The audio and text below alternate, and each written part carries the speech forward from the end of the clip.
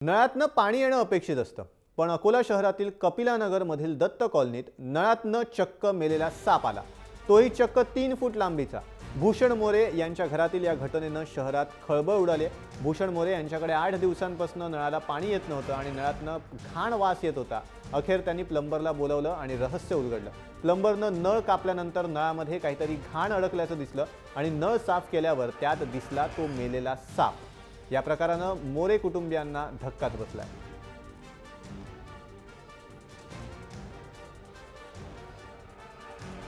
कमिटीचे नळ होते.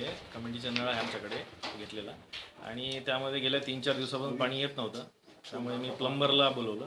प्लंबर ते आले, त्यांनी पाईप कापला असता त्यातून पाईप कापता बरोबर 2.5 ते 3 फूट मेलेला साप निघून आला.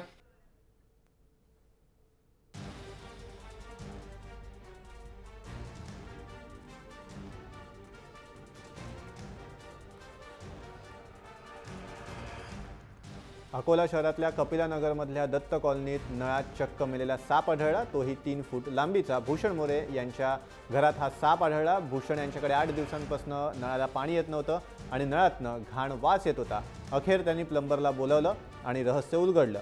प्लंबरनं नळ कापल्यानंतर नळामध्ये काहीतरी घाण अडकल्याचं दिसलं आणि नळ साफ केल्यावर त्यात दिसला तो मेलेला साप. या प्रकारानं मोरे कुटुंबियांना धक्का बसला.